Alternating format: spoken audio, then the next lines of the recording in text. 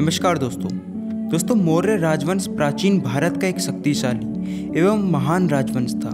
इसने 137 वर्ष भारत में राज किया। इसकी स्थापना का श्रेय चंद्रगुप्त मौर्य और उनके मंत्री आचार्य चाणक्य को दिया जाता है, जिन्होंने नंद वंश के सम्राट घनानंद को पराजित किया। दोस्तों यह साम्राज्य पूर्व में मगध राज्य में गंगा नदी के मैदानों से शुरू हुआ।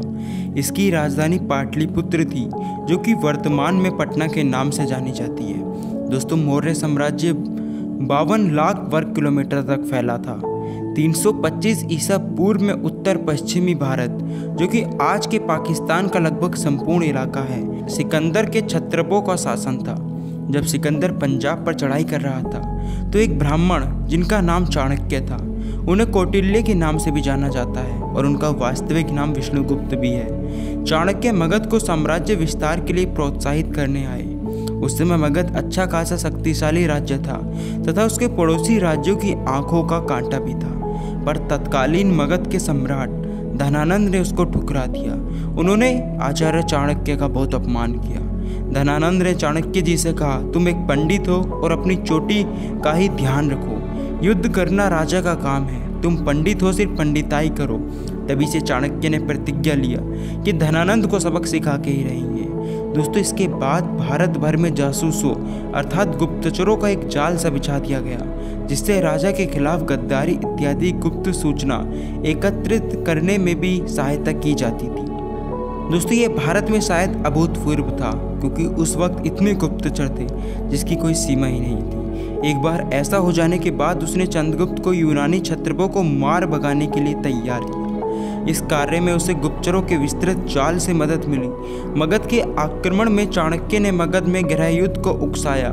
उसके गुप्तचरों ने नंद के अधिकारियों को रिश्वत देकर उन्हें अपने पक्ष में कर लिया। इसके बाद नंद शासक ने अपना पद छोड़ दिया और चाणक्य को विजयश्री प्राप्त हुई। दोस्तों नंद को निर्वासित जीवन जीना पड़ा, जिसके बाद उसका क्या हुआ ये अज्ञात है। इसी का कोई सोर्स भी नहीं मिलता। चंद्रगुप्त मौर्य ने जनता का विश्वास भी जीता और इसके साथ उसको सत्ता का अधिकार भी मिला। लेकिन दोस्तों जैसे जैसे मौर्य साम्राज्य आगे बढ़ता है, अशोक सम्राट आते हैं, जिन्होंने मौर्य साम्राज्य को एक नई दिशा दी और साथ में भारत का नाम पूरी दुनिया में लहरा कर रख दिया। दोस्तों अशोक के उत्तराधिकारी अयोग्य निकले।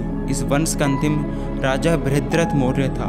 185 ईसा पूर्व में उसके सेनापति पुष्यमित्र शुंग ने उसकी हत्या कर डाली और शुंग वंश नाम का एक नया राजवंश आरंभ हुआ। इसी के साथ 322 बीसी पूर्व से शुरू हुआ मौर्य साम्राज्य 185 बीसी में खत्म हो जाता है। उसके साथ शुरू होता है हमारा शुंगी डायनेस्टी। दोस्तों अब बात कर रहे हैं मौर्य वंश की सैन्य व्यवस्था कैसी थी। दोस्तों भारत में सर्वप्रथम मौर्य वंश के शासनकाल में ही राष्ट्रीय राजनीतिक एकता स्थापित हुई थी। मौर्य प्रशासन में सत्ता का सुदृढ़ केंद्रीकरण था, परंतु राजा निरंकुश नहीं होता था। मौर्य काल में गणतंत्र का ह्रास हुआ और राजतंत्रात्मक व्यवस्था सुदृढ़ हुई। कौटिल्य ने राज्य संपादक सिद्धांत निर्दिष्ट किया था, जिनके आधार पर मौर्य प्रशासन और उसके गृह तथा विदेश नीति संचालित होती थी। राजा, अमात्य, जनपद, दुर्ग, कोष, सेना और मित्र। दोस्तों सेना व्यवस्था 6 समितियों में विभक्त सैन्य विभाग द्वारा निर्दिष्ट थी। प्रत्येक समिति में 5 सैन्य विशेषज्ञ होते थे। पैदल सेना, अश्व सेना, गज सेना, रथ सेना तथा नौ सेना की व्यवस्था थी। सैनिक प्रबंध का सर्वोच्च अधिकारी अंतपाल कहलाता था। यह सीमांत क्षेत्रों का भी व्यवस्थापक होता था।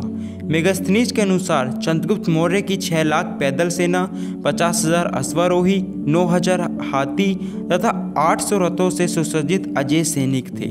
तो दोस्तों ये थी glory of Maurya dynasty, Chandragupta Maurya के बारे में, अशोक के बारे में और पूरे मौर्य काल के बारे में। उम्मीद आपको पसंद आई होगी। मिलते एक नई वीडियो में, तब तक धन्यवाद। जय हिंद, जय भारत।